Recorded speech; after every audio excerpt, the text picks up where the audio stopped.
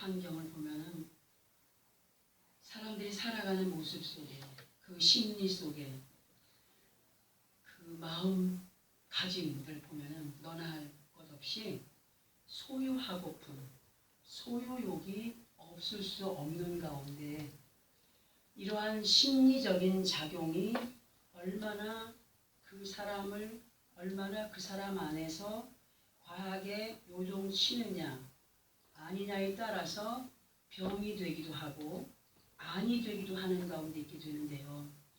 사람에게 있어서 심리라고 하는 것을 두 가지로 표현을 해보게 되면은 살필 심, 다스릴 리의 심리가 있고 마음심, 이치리를 쓰는 심리가 있더라고요. 똑같은 사람이라 할지라도 어떤 사람은 그 마음을 잘 살펴서 아주 적절하게 처리하거나 행동하는 사람이 있는가 하면 어떤 사람은 앞뒤 가리지 않고 자신의 마음이 움직이는 대로 급하게 행동하는 사람들이 있다는 거죠. 행동하는 가운데 그 원하는 것이나 소유하고자 하는 것이 물질이 되기도 하고 사람이 되기도 하고 금은보화가 되기도 하고 여러 가지가 있는 상황 속에서 어떤 이는 자기에게 손해가 따른다 할 때 그것에 대한 피해의식 속에 갇혀서 헤어나오지 못하는 그런 사람들이 있어요. 그런 사람들을 우리가 어디에 갇힌 사람이라 할 수 있느냐? 자기 집념에 갇힌 사람. 자기 집념에 갇힌 사람. 자기 집념에 강하게 갇힌 사람들을 보면은 어떤 병증이 있냐? 피해망상증이 있더라고요. 피해망상증. 그렇게 스스로 그것을 안고 살아가는 사람도 있음을 볼 수가 있어요. 사람에게서 과하게 나타나고 있는 집념이나 피해망상증을 보게 되면은 집념이라고 하는 것을 한문으로 볼 때 가질 지배 생각념으로 이 단어에 대한 속뜻은 마음속 깊이 가지고 있는 생각이 되지만 그러나 또 다른 한편으로의 집념에 대한 의미를 보게 되면은 오직 한 가지 일에만 달라붙어서 곁에 뭐가 어떤 것이 있든지 다른 것을 생각해 볼 겨를도 없이 정신을 한 곳에만 집중하여서 그냥 행하는 이런 표현을 외골수라고 할 수 있죠. 오직 한 길로. 그것이 엉뚱한 길인 줄 많은 사람들이 알려주어도 고집하고 나아가는 이러한 집념 가운데 있다 보면 많은 문제가 발생하게 되겠지요. 또 피해망상이라고 하는 것을 또 한문으로 또 보게 되면 당할 피해, 해칠 해, 허망할 망, 생각상으로 이 단어에 대한 의학적인 판단을 보게 되면 남이 자기에게 피해를 준다고 하는 것을 떨궈 버리지 못하는 병. 이러한 증세들을 정신병원의 의사 아니면 교수들이 하는 말을 보게 되면 이러한 증세들을 정신분열증이나 편집병이라고 그렇게 말을 하고 있습니다. 그런데요. 이러한 병의 증세를 갖고 있는 사람들이 어느 특정인들에게만 나타나는 것이 아니더라는 거죠. 응? 가만히 보면은 모든 사람에게서 나타나되 그 사람에 따라서 조금씩 또는 많이 차이가 나고 있기 때문에 어떤 것은 저 사람에게는 크게 보여지기도 하고 어떤 사람에게는 그런 것이 없는 것 같이 그렇게 느껴지는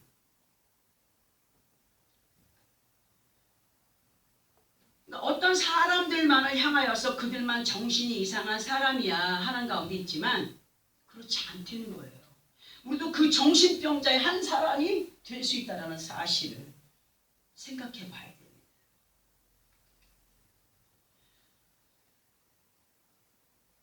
그런 속에 섞여 살아가면서 행여라도 나는 아니야가 아니라 각자 우리 자신들을 돌아보면서 어떠한 곳에 집중을 하고 있나 어떠한 심리를 갖고 살아가고 있으며 그 어떤 집념 가운데 우리가 살아가고 있는가를 살펴보는 시간이 되어야 됩니다.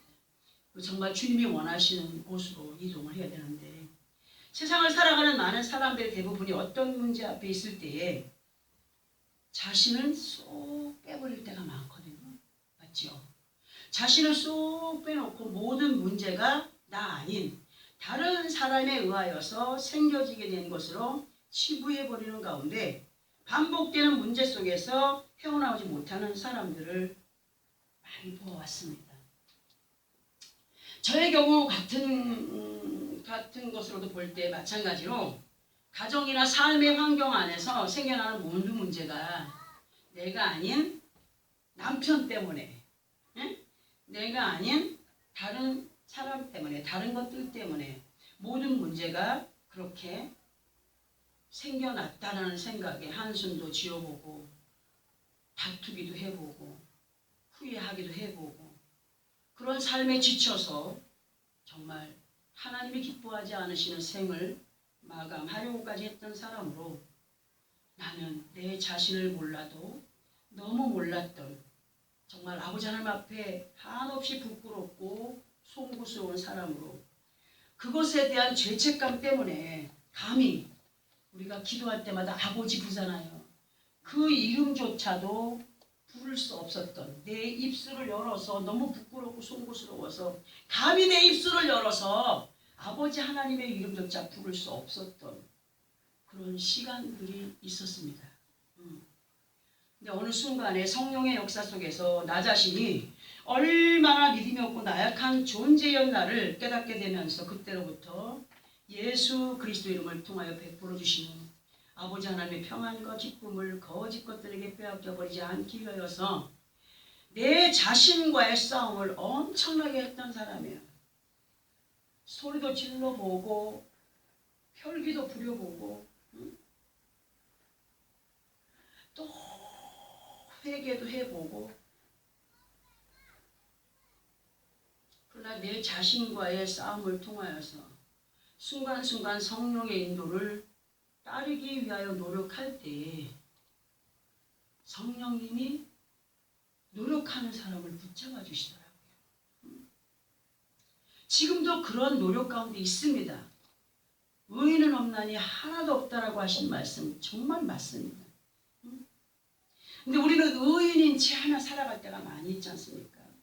사람이 세상을 살아가면서 세상의 것에 대한 만족함을 누리며 살아가지 않으려는 사람이 없을 수는 없어요. 그런 마음이 없지 않아요. 다 있어요. 그러나 우리 주님은 세상에서의 그 무엇보다도 귀하고 아름다운 것이 어떤 것이냐?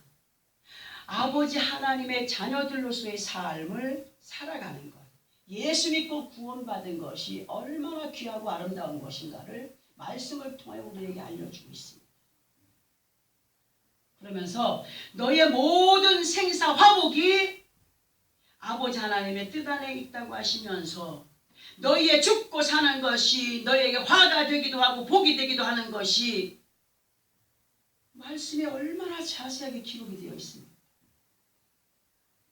이것이 아버지 하나님의 뜻이라고 말씀하시며 정말 두렵고 떨림으로 믿으라고 하셨고 순종의 삶으로 아버지 하나님의 아름다운 약속을 이루어가는 우리가 되어야 됨을 말씀으로 계속 가르쳐 알게 하고 계십니다. 그리고 사무엘상 2장 6절과 7절에서의 말씀을 보면 이런 말씀이 기록되어 있어요. 우리 함께 이 말씀을 합독을 해봅니다. 우리는 어떤 믿음의 삶을 살아가야 되느냐. 사무엘상 2장 6절과 7절. 구약성경 401페이지 정도에 있습니다. 말씀 함께 합독합니다. 사무엘상 2장 6절과 7절. 시작.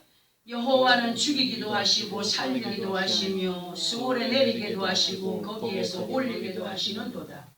여호와는 가난하게도 하시고 부하게도 하시며 낮추기도 하시고 높이기도 하시는도다. 아멘.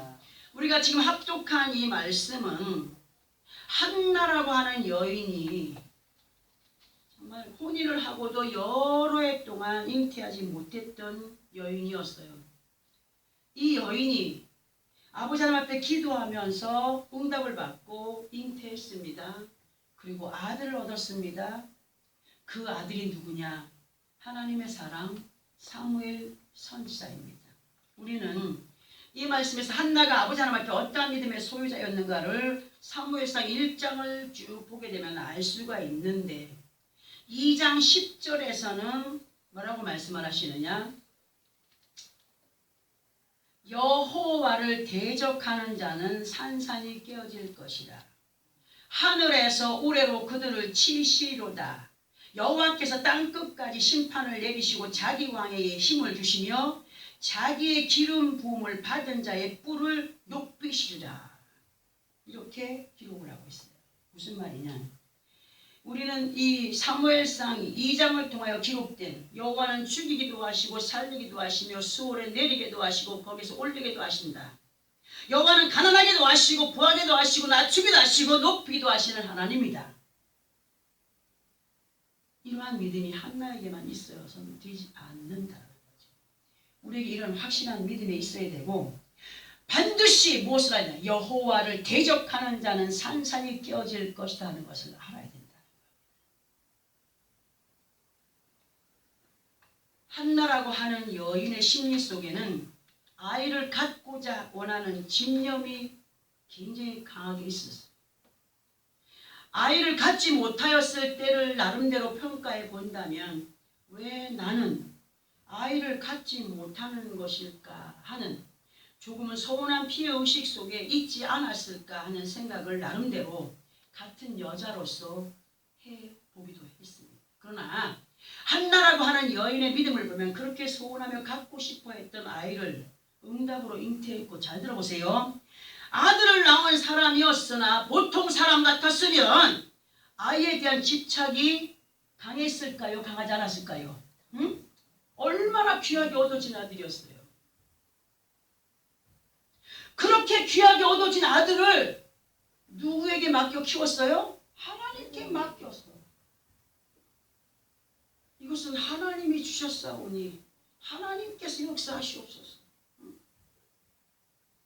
아이에 대한 집착이 강했을 텐데도 불구하고 모든 영광을 아버지 하나님께 올려드리며 자신이 기도하며 아버지 하나님 앞에 올려드렸던 기도의 약속을 지켜 행하였던 여인입니다. 그런데 우리는 기도에서 응답받으면 어떤 것으로 사용을 하고 있느냐? 어떤 것들을 가지고 생각하고 행하며 나아가고 있느냐? 아버지 이것만 응답해 주시면 잘 살겠습니다 해놓고 응답이 되어지면 살겠습니다 했던 어떤 것들은 그저 잊어버린 채 살아가는 그런 습성들이 우리에게 있지 않는가.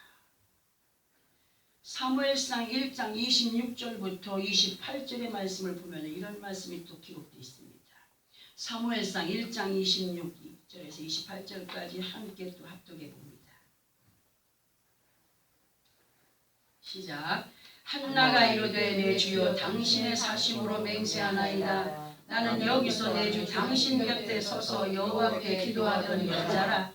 이 아이를 위하여 내가 기도하였더니 내가 구하여 기도한 바를 여호와께서 내게 허락하신지라. 그러므로 나도 그를 여호와께 드리되 그의 평생을 여호와께 드리나이다 하고 그가 거기서 여호와께 경배하리라. 우리 오늘 깨달아야 된다는 거죠. 무언가 하나를 얻게 되면 아버지 이러한 삶을 살아드리겠습니다라고 고백했던 많은 기도의 제목들 중에 응답되어진 것에서 우리가 얼마만큼의 보답으로 아버지 앞에 자기가 고백한 대로의 삶을 살아갔는가.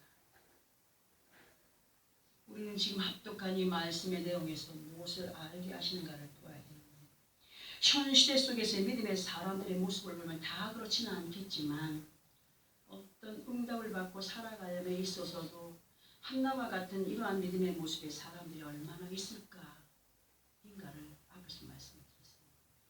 그 소원하는 바가 한나와 같이 기업이 되었든지 또는 물질이 되었든지 또는 건강이 되었든지 어떤 것을 구하든지 간에 누구의 이름으로? 예수 그리스도의 이름으로 구하든지 간에 그 사람들의 심리 속에는 자신이 구하는 바가 이루어지기를 바라는 집착이 강하게 자리를 잡고 있는 것이 기정사실 속에 아버지 앞에 고백한 것은 온데간데 없이 살아가는 악습 우리는 버려가야 된다. 대부분의 많은 사람들의 모습을 보면 그 얻어진 것에 대한 감격의 기간이 그리 길지 않더라고요. 그리 길지 않은 가운데 잃어버려요. 망각해버려요. 응? 또 다른 것에 대한 욕심으로 가면서 또 얻어지면 만족하지 못하는 가운데 앞에서 역사해 줬던 것은 다 잃어버리고 지금 당장 자기의 손에 잡혀있지 않는 것에 대한 망상에 사로잡혀서 살아가는 사람들, 그 사람들이 세상 사람들은 말할 것도 없지만 예수 그리스도 안에 있는 사람들이 그러한 모습을 살아가고 있다는 겁니다. 우리 모두는 예수 이름으로 자녀 삼아주신 아버지 하나님 앞에 믿지 못하거나 자신들의 욕심을 따르는 집착 속에 갇힌 불신의 사람들이 아니라 정말 믿고 행함으로 아버지 하나님의 선하심을 따라서 어디를 침노해 가는 사람들이 되어야 됩니까? 천국을 침노해 가는 사람들로 믿음의 욕심을 가진 사람들이 되어야 됩니다. 믿음의 욕심을 가지고 나아가는 것은 하나님께서 인정하셔요. 하나님이 인정하신다는 것은 그 사람을 높이신다는 얘기입니다. 이러한 서론의 말씀들을 본문과 연결을 시켜서 보기 위해서 우리 본문을 다 같이 다시 한 번 더 합독을 해보고 연결해 봅니다. 누가복음 12장 34절입니다. 시작. 너희 보물이 있는 곳에는 너희 마음도 있으리라. 아멘. 지금 본문에서의 말씀이 너희 보물이 있는 곳에는 너희의 무엇도 있으리라고요? 마음도 있으리라 하셨어요. 지금 너희가 세상을 살아가면서 가장 아끼고 귀하게 여기는 보물이 너희 집에 어디엔가 있다면 들어가도 나가도 그 보물을 향한 마음이 그곳에 있지 않겠니? 내가 다이아몬드를 저 장롱 속에 넣어놨는데 나갔다 왔는데 누가 또 가져가지는 않았나 싶어서 또 보고 또 들춰보고 항상 마음이 그곳에 가 있지 않겠니? 하시는 말씀으로도 이해를 해볼 때 하나님께서 예수 그리스도 이름을 통해서 우리에게 말씀하시는 보물의 의미를 보게 되면 세상의 많은 금은부와 부귀영화들보다도 더 귀하게 여기면서 살아가야 할 것으로 그것이 뭐냐?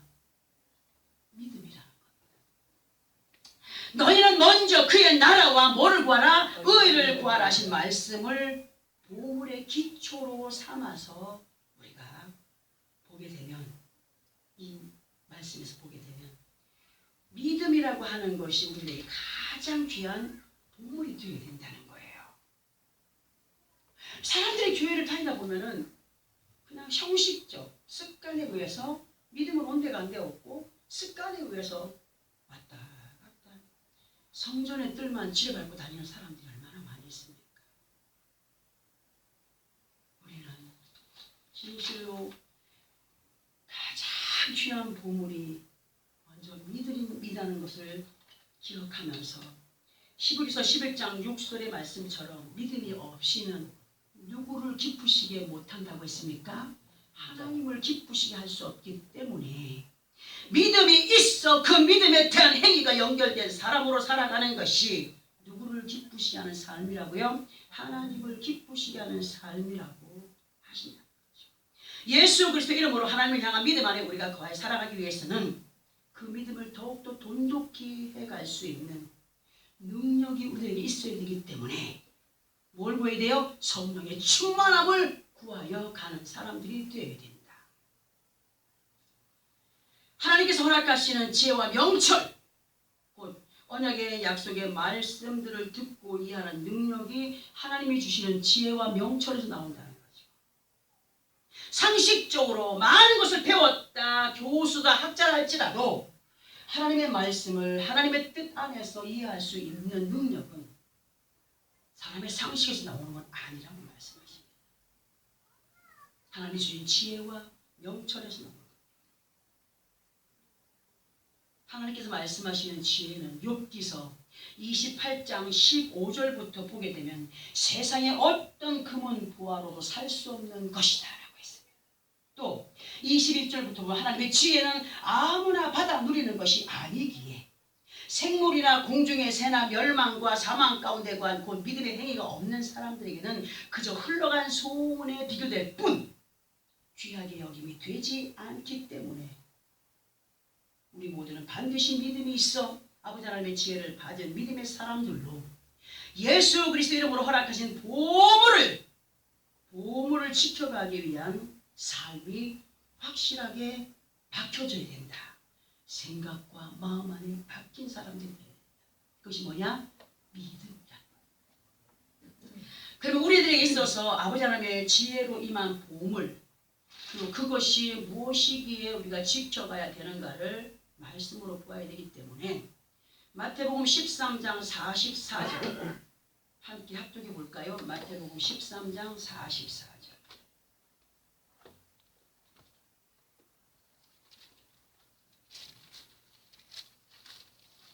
마태복음 13장 44절 말씀 함께 합독합니다. 시작. 천국은 마치 밭에 감춘 보와 같으니 이를 발견한 후 숨겨두고 기뻐하며 돌아가서 자기의 소유를 다 팔아 그 밭을 사느니라. 자, 이 말씀의 의미를 우리 이렇게 적어봅니다. 만약에 너희가 들길을 걷고 있다가 들길을 가다가 보니까 그 들길 땅에서 뭔가 희한한 것이 보이는 거예요. 반짝거리기도 하고 묘한 것이 보이는 거예요. 보니까 그것이 값을 헤아릴 수 없는 아주 진귀한 보물이었던 거예요. 그러면 너희 중에 한 사람 중에서 그것을 발견했다면 그것을 그냥 버려두고 가겠니? 그리고 또 그것을 마음대로 캐낼 수 있겠니? 그것을 갖기 위해서 네 소유를 다 팔아서 다 처분해가지고 그 밭을 살려고 애쓸 거 아니겠느냐. 이해가 되십니까? 그 귀한 것들을 누구 걸로 만들기 위해서? 내 것으로 만들기 위해서. 자, 예수 그리스도 안에 있는 우리는 생명이 되는 말씀에 맞춰서 무엇을 발견해야 되느냐 하면 아버지 하나님의 나라를 발견해야 됩니다. 흰 거는 종이요 까만 거는 금이요 여호와께서 가라사대 하는 것으로 상식적인 믿음 안에 거한 사람들이 아니라 이 하나님의 말씀 안에서 뭘 찾아야 된다고요? 하나님의 나라를 찾아야 돼요. 하나님의 나라를 발견해. 하나님의 나라는 이러한 것이니 천국은 마치 뻥튀기한 밥풀떼기 요만큼까지 뻥튀기하면 얼마네요? 우리가 생각하고 있는 요만큼이 아버지 하나님 나라에서는 그렇지 않다는 거예요. 너희의 생각과 내 생각은 다르다. 말씀에서의 하나님의 나라는 그냥 발견되는 것이 아니라고 했습니다. 아버지 하나님께서 허락하신 성령의 은사로 지혜가 임하였을 때 그 나라는 발견이 됩니다. 발견이 됩니다. 발견이 됩니다. 그러니 어떻게 해야 된다고요? 지혜를 구하라. 지혜를 구하라고 하십니다. 그러면 그 지혜를 그냥 막연히 구하라는 건가? 절대로 아닙니다. 그러면 우리가 아버지 하나님의 지혜를 구할 때 왜? 무엇 때문에 구하여야 하는가를 볼 때에 마태복음 19장 21절에서 22절을 보면 이런 말씀이 있습니다. 하나님의 지혜를 구하는데 왜 이 말씀이 연결이 될까를 보아야 됩니다. 마태복음 19장 21, 22절입니다. 함께 합독합니다. 시작. 예수께서 이르시되 네가 온전하고자 할진대 가서 내 소유를 팔아 가난한 자들에게 주라. 그리하면 하늘에서 보화가 네게 있으리라. 그리고 와서 나를 따르라 하시니 그 청년이 재물이 많으고 이 말씀을 듣고 근심하여 가니라. 왜 이 말씀을 합독했을까요? 설명이 없이는 여러분들 이 말씀 연결된 것이 이해가 안 될 겁니다. 우리가 이 말씀을 오해하지 말아야 될 것이 뭐냐 하면 사람이 자기의 것이라고 하는 욕심에 그것에 대한 집착이 강하게 되면은 다른 소리가 은혜로 들려진다고요? 절대로 들려지지 않습니다. 그 생각과 마음 안에 다른 것이 가득히 들어있기 때문에 아버지 하나님의 소리가 들려지지 않고 또 들려진다 할지라도 깨달음이 없는 소귀의 경읽기가 되기 때문에 말씀에서의 청년처럼 듣게 하시는 말씀이 무거운 짐이 되기도 하고 근심거리가 되는 이유를 만들어가는 장본인의 삶이 될 수밖에 없다는 거죠. 무슨 소리입니까? 항상 표현합니다. 산에 여우 굴이 있고 공중 나는 새도 집이 있건만 인자는 머리 둘 곳이 없다. 제가 무슨 의미로 얘기했습니까? 말 못하는 비글들도 다 집에 있어서 집에 가서 편안히 쉬는데 주님은 머리 둘 곳이 없다 그랬어요. 주님의 집이 어디입니까? 우리 마음만, 우리 생각 아닙니까? 다른 것으로 가득히 채워놓고 있으니 주님이 거하실 자리가 없어요. 이 청년에게는 무엇이 가득히 자리잡고 있습니까? 자기의 많은 재물이 그 사람의 무거운 짐이 되어버린 거예요. 누구를 영접하지 못했어요? 주님 온전히 받아들이지 못하는 거예요. 근심하며 돌아갔다라고 얘기했습니다. 우리는 이러한 이유들을 만들어 가는 사람들이 되지 말아야 되죠. 그렇다고 해서 그러면 하나님이 우리 못 살게 한다고? 아닙니다. 우선이 무엇인가를 알아요. 우리가 진정한 믿음 안에서 아버지 하나님이 기뻐하시는 믿음의 승리자들이 되기 위해서는 아버지 하나님의 지혜를 받은 믿음의 사람들로 받은 바 달란트를 귀하게 여기며 남겨가는 사람들이 되어야 된다는 거예요. 그러면 그 근심하며 돌아간 청년을 갖다가 청년이 받은 달란트를 우리가 기억하면 10달란트 받은 자, 5달란트 받은 자, 1달란트 받은 자 있는데 1달란트 받은 자로 뭐 했어요? 순종의 삶이 아닌 그냥 땅에 묻어둔 자. 나중에 어떻게 된다고요? 주인이 와서 어떻게 한다고요? 빼앗아서 남긴 자에게 준다고 말씀하지 않았습니까? 예수께서 청년에게 하신 말씀처럼 야 너희가 아버지 하나님의 복을 받아들이기 원하느냐 하시면서 그러기 원한다면 너희 가지고 있는 모든 거 다 팔아가지고 나누어 줘라 한다면 참 내가 생각해도 예수 믿는 사람 얼마나 있을까? 예수 믿는 사람 얼마나 있겠습니까? 응? 우리는 하나님의 말씀을 묵상하면서 느낄 때에 고지고대로가 아니라 하나님께서 그 말씀하시는 의도를 알아야 된다는 거죠. 우리는 하나님의 지혜를 받은 믿음의 사람들로 예수께서 다가오시는 정말 다시 오시는 그날까지 심판주로 다시 오실 그날까지 받은 바 귀한 달란트를 믿음 안에서 남겨가는 사람들이 되기를 힘쓰고 애써야 됩니다. 무슨 말이냐? 생명의 말씀이 기록되어 있는 성경에서 아버지 하나님의 참 뜻을 찾아내고 그 찾아낸 약속의 언약들이 우리 각자들에게 있어서 가장 귀한 보물이 되어야 된다고 했습니다. 가장 귀한 보물로 그곳에는 우리가 믿음으로 행한 상급과 면류관이 준비되어 있다고 했어요. 예비되어 있다고 했어요. 믿어야 됩니다. 우리는 그거를 확실하게 믿어야 됩니다. 행여라도 육신의 것들에 대한 집념 때문에 받은 바 달란트를 다 묻어두고 훗날 피해망상으로 아버지 하나님 앞에 내가 예수를 믿었는데 교회를 다녔는데 뭐를 어떻게 했는데 이렇게 했는데 저렇게 했는데 불평과 원망으로 헛소리를 지절거리는 그런 믿음의 모습으로 가지 말아야 된다. 우리가 지금 살아 숨 쉬고 있을 때에는 우리에게 기회가 있다고 했어요. 무슨 기회? 회개할 기회. 돌이킬 수 있는 기회. 그러나 아버지 앞에 섰을 때 육신 장막을 벗고 아버지 앞에 섰을 때는 회개할 기회가 있다고 했습니까? 없다고 했습니다. 이 땅에 사는 동안 아버지 앞에 갔을 때에 핑계거리가 없다는 사실 속에 내게 어떤 달란트를 주었을까? 나를 예수 이름으로 구원의 길로 인도하시고 어떤 달란트를 주었을까? 그 달란트는 받은 사람만 합니다. 왜? 성령이 그 사람을 움직이기 때문에 나는 오늘 교회 가면 빨리빨리 깨끗하게 쓸어야지 받은 바 달란트 남기는 겁니다. 나는 오늘 교회 가가지고 어떻게 해야지 뭐 해야지 주님 안에 살아가면서 어떻게 해야지 받은 바 달란트를 남겨가는 겁니다. 특별한 거 아니에요. 믿음 안에서 우리에게 주신 달란트는 믿음을 지켜가는 것이 달란트를 남겨가는 것이요. 믿음 안에서 순종하라 하는 것으로 순종할 때 달란트를 남겨가는 것이요. 내가 큰 능력을 받았네, 은사를 받았네, 이것만이 달란트가 아니라 보이지 않냐고 심히 작다 할지라도 예수 안에서 우리가 행하여야 할 많은 것들 오늘도 책임감을 갖고 행하는 달란트로 우리에게 말씀으로 나누어 주시는 이 시간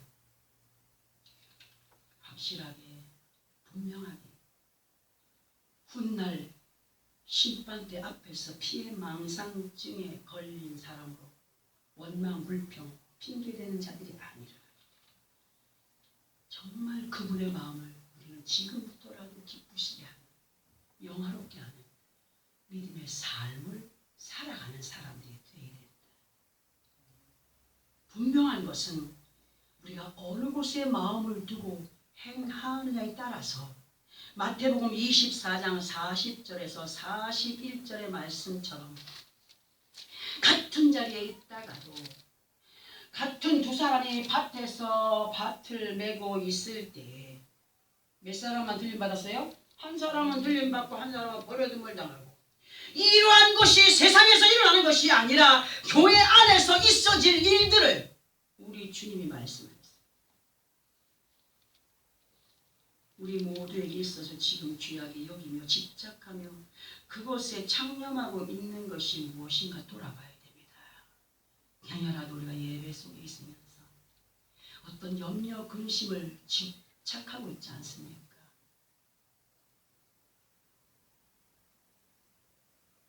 하나님이 기뻐하시는 어떤 선의 것에 집착하고 있지 않습니까? 예수 그리스도 안에 있는 우리 모두는 먼저 그의 나라와 의를 구하는 하나님의 사람들로 아버지 하나님의 말씀과 지혜와 명철을 보물 삼아서 그때그때 주시는 말씀들을 듣고 깨닫고 순종의 삶으로 이끌림 받는 것이 영적인 달란트를 남겨가는 믿음의 삶입니다. 주님 전에 열애 하나 드리고 감사의 물 드리는 것, 몸 바쳐 충성 봉사하는 것, 이 모든 것 말씀에 순종함으로 달란트를 남겨가는 삶입니다. 믿음 안에서의 행위들을 달란트를 남겨가는 것이라.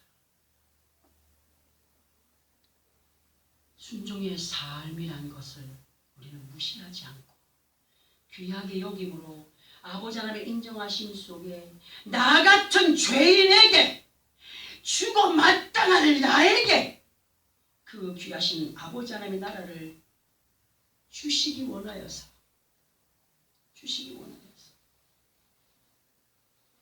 독생자 아들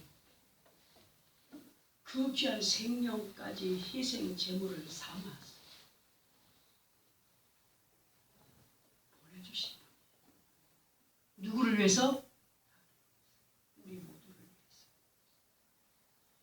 그 아버지 하나님의 위대하신 사랑 앞에 우리는 더욱 겸손히 값진 믿음을 따라 세상에 꽂혀있던 눈을 아버지 하나님의 나라를 향하여 돌리고 어리석은 비둘기처럼 아수르로 애굽으로 달려가는 그러한 비둘기가 아니라 아가서 2장에서 나의 사랑, 나의 비둘기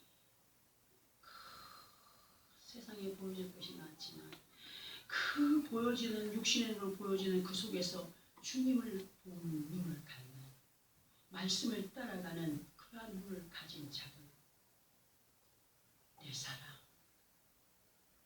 나의 어여쁜 자 나의 비둘기 이러한 인정하심 속에 받은 바 귀한 달란트를 남겨가고 영원한 생명과 상급과 면류관이 되게 하실 그 자리에 무엇을 두라? 내 마음을 두고 살아가는 믿음의 승리자들이 되어지라고 오늘도 우리에게 말씀으로 권면하십니다. 세상의 모든 부귀영화는 하나님이 주시는 거예요. 내가 노력하지만 하나님이 그에 필요한 모든 것들을 공급하시는 거예요. 우선이 먼저냐? 아버지 앞에 우리의 마음이 먼저 온전하게 연결되었을 때 그 필요한 모든 것들을 채워가시는 여호와라고 말씀하지 않습니까? 우리에게 이러한 약속을 허락하신 하나님이 무지하거나 바보라서 그런 말씀하시는 분이 아니라고 했습니다. 세상의 모든 우주 만물을 말씀으로 펼쳐놓으시고 우리에게 행하도록 펼쳐놓으신 그 자연 세계 속에서 아버지 하나님을 얼마나 미쁘시게 하는 삶으로 이끌림 받느냐 아니 받느냐, 그 심판의 자리에 너희를 두기 전에 확실한 믿음 안에 거하여 그 마음을 어디에 두고 살아가야 할지를 확실하게 알아가는 나와 여러분의 삶이 되어지기를 예수 그리스도의 이름으로 축원합니다.